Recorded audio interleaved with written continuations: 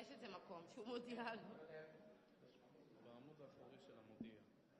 לא, יש איזה אתר בטח שזה מופיע.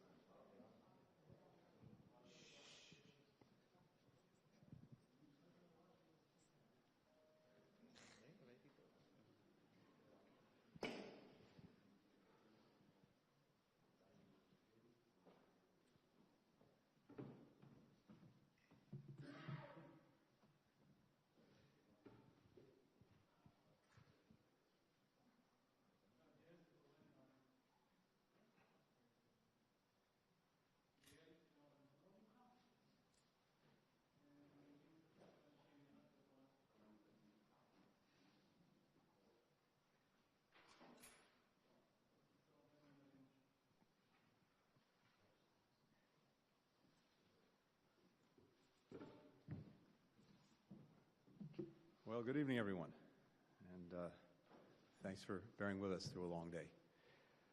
So this is my fourth trip to Israel since the Hamas terrorist attacks of October 7th. On my last visit here, I discussed the potential for humanitarian pauses to facilitate the release of Hamas's hostages, the surge of humanitarian assistance, the protection of Palestinian civilians.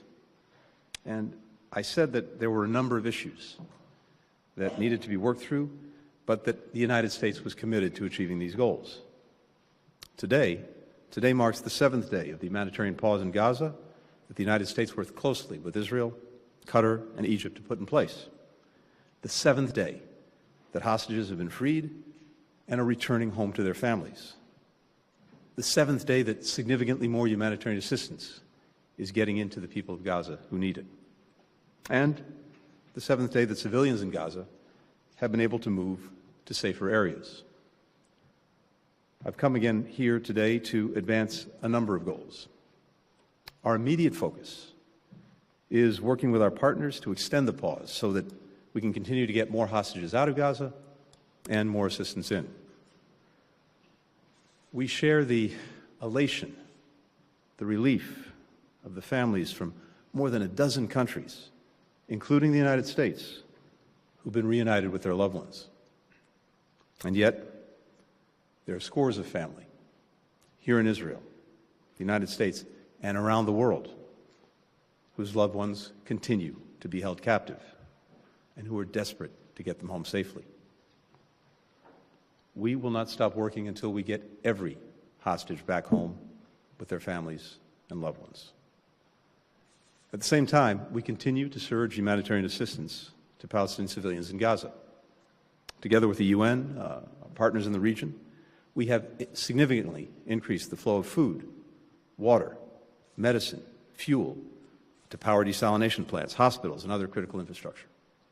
Just over the past week, the mechanisms that we helped to negotiate and implement have more than doubled the number of trucks getting into Gaza. But this is still not enough to meet the needs of its people, which is why we continue to work urgently to get more aid in and to get it in faster.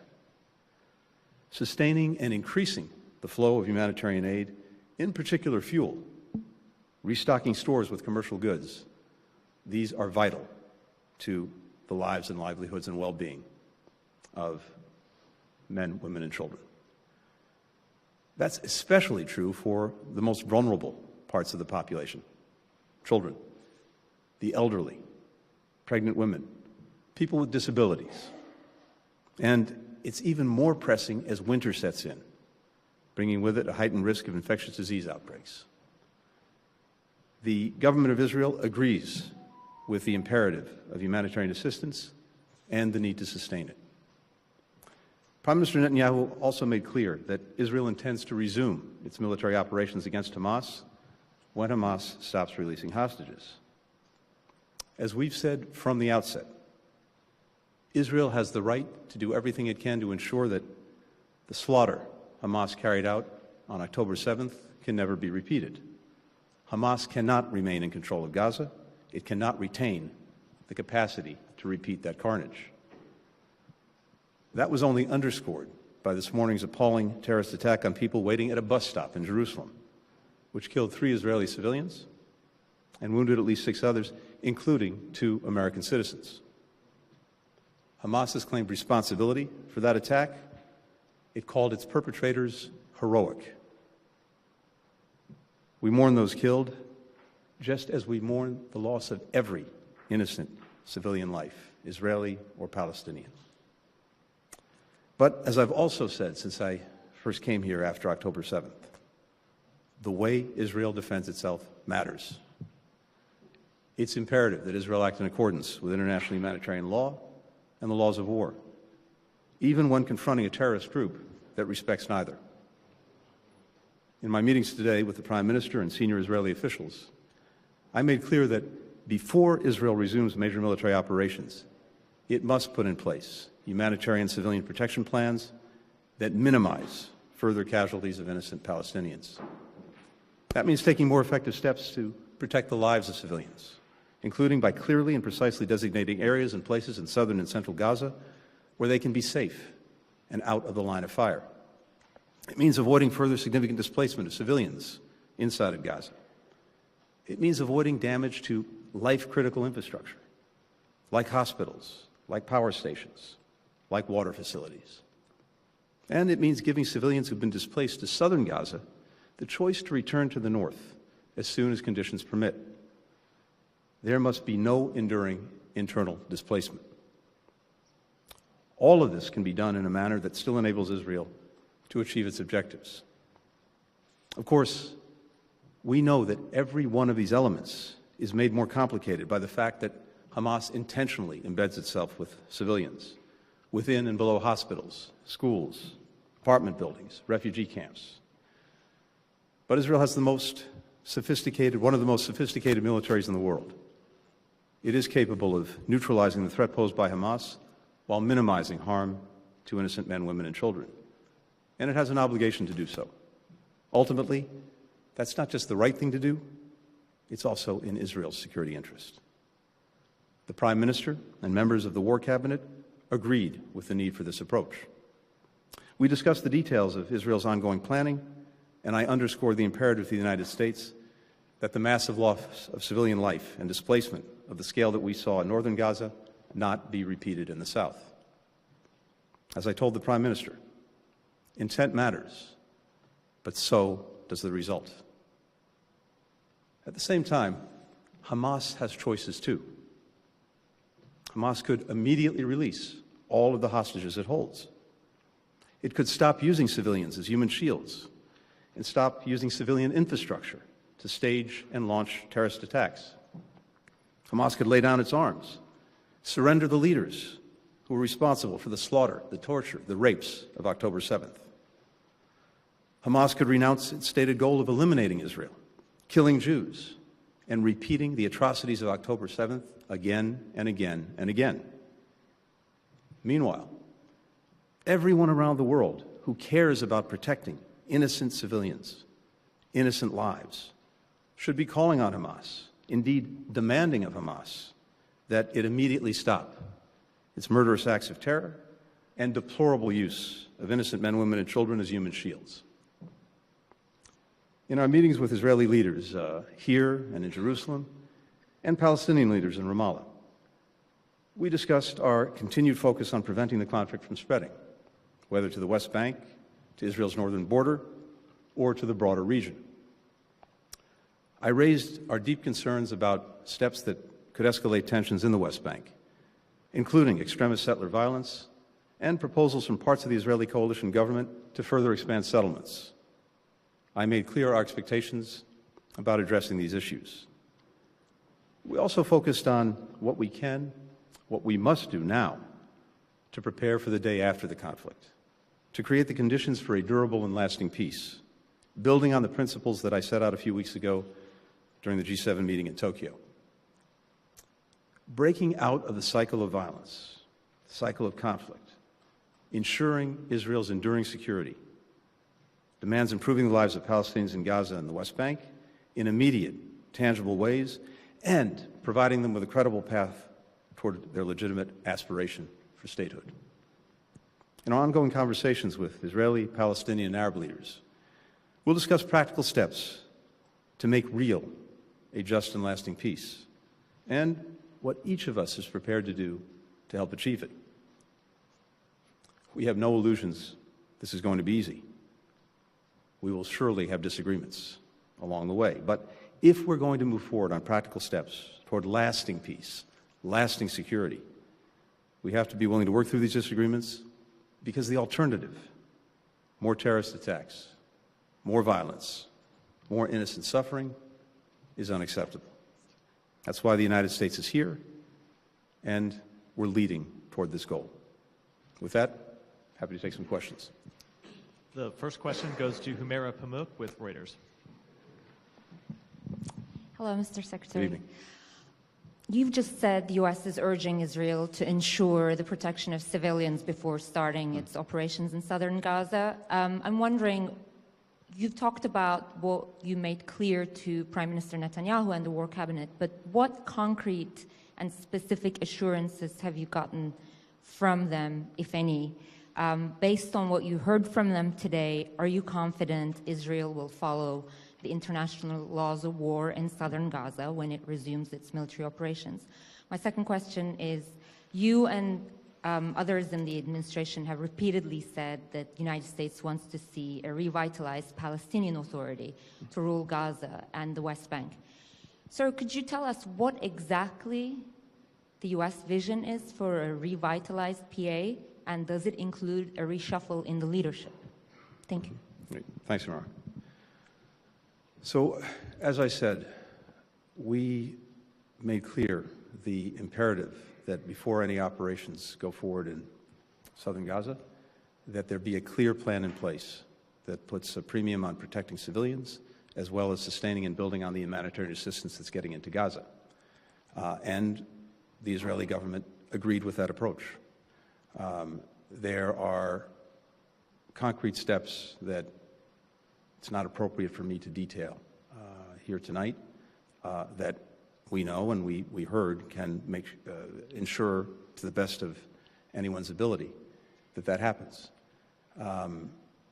It's obviously challenging given the particular conditions that Israel has to deal with in getting to Hamas and making sure, again, that it can't represent the threat that it posed on October 7th.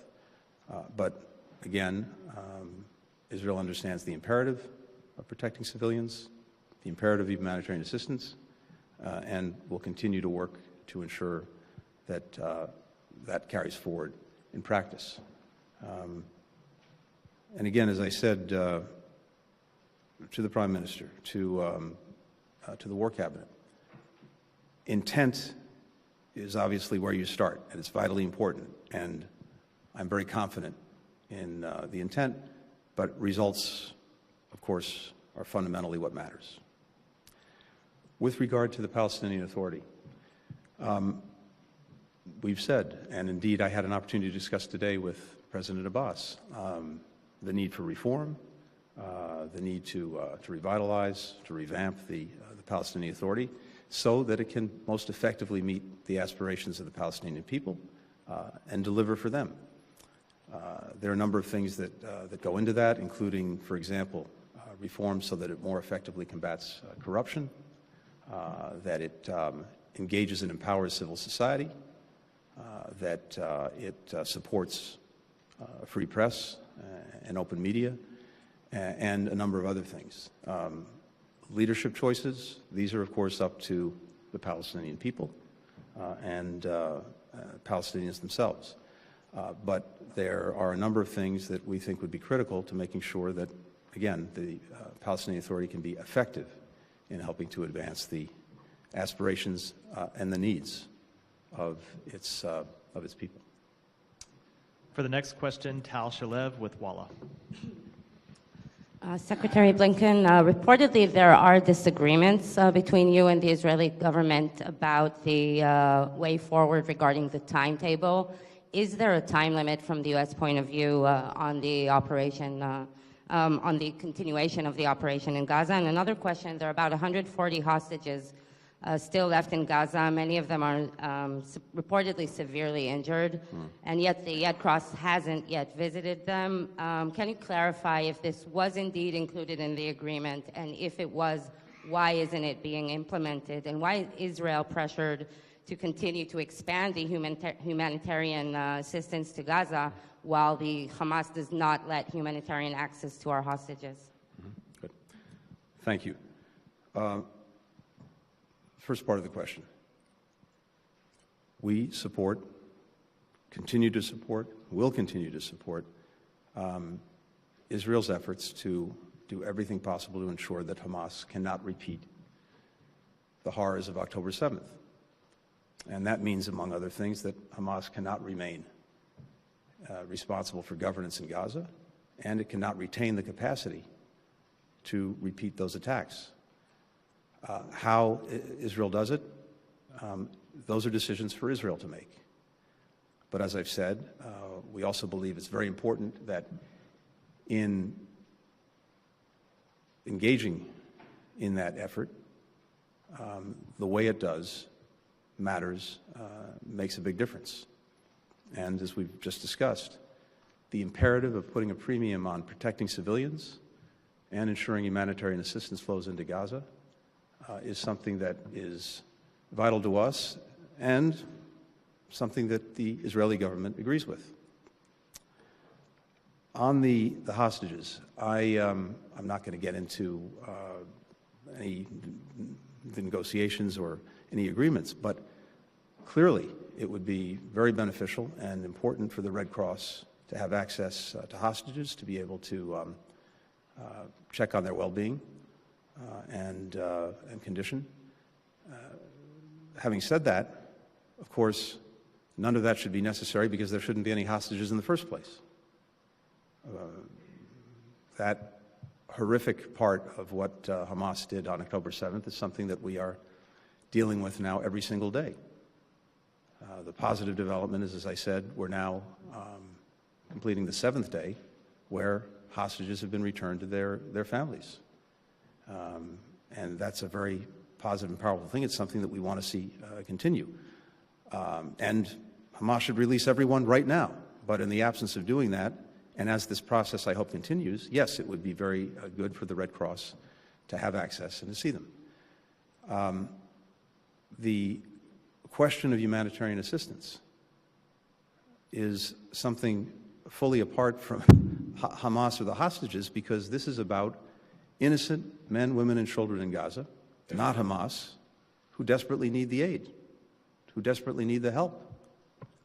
Conditions in Gaza are very, very, very difficult and severe. And the need for the most basic things, for food, for water, for medicine, for fuel to make sure that people can have clean water, they can have sewage systems that work.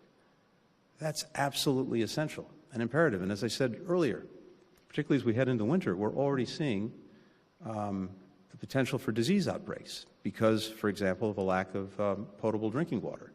So this is an imperative. It's an imperative because it's the right thing to do. It's an imperative because it's the necessary thing to do. And again, I come away convinced from my discussions with the Israeli government that they fully not only understand that, but believe that and will act on it. Vivian Salama with the Wall Street Journal. Thank you, Mr. Secretary. I know it's been a long day, so apologies for the bundle of questions.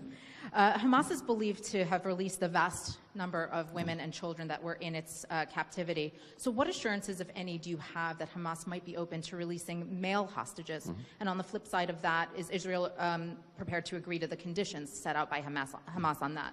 Separately, President Biden has signaled that that the U.S. is prepared to issue visa bans on what he described as extremist Israeli settlers. What is the status of that? And forgive me, one last one on India.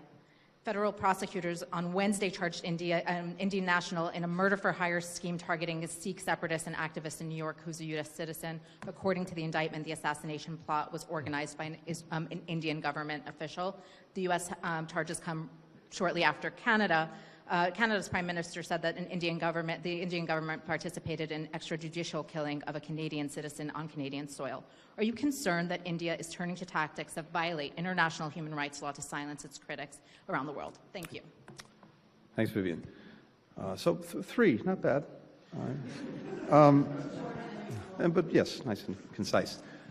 So on the release of more hostages, look, I can't speak to Hamas's views or its intentions. I can tell you that for the United States, for Israel, for other countries who have their citizens being held captive by Hamas, clearly we want to see this process continue, move forward. We want an eighth day and beyond so that people can be returned to their families. And that applies to all hostages, whatever category they may happen to be in. But it's also up to Hamas. And again, I can't speak to their intentions. I can say that I think this process has clearly been beneficial, and the fact that so many have now been reunited with their loved ones and families is something we, I think, take joy in, but a lot of unfinished business, and we're determined to finish it when it comes to bringing the hostages home. With regard to extremist violence, all I can tell you is this: we're looking to the Israeli government to take some additional steps to really put a stop to this, and at the same time, we're considering our own steps. Finally, with regard to India, first, this is an ongoing legal matter, so you'll understand I can't comment on it in detail. I can say that this is something we take very seriously. A number of us have raised this directly with the Indian government in past weeks. The government announced today that it was conducting an investigation, and that's good and appropriate, and we look forward to seeing the results. And the final question goes to Qassem Al-Khatib with Al-Sharq. Good evening, Mr. Secretary. This is Qassem Khatib from Al-Sharq News. My questions, lots of discussion are going on with so-called revamp the Palestinian Authority leadership. Do you consider that via free, fair election in Gaza, Jerusalem, and West Bank?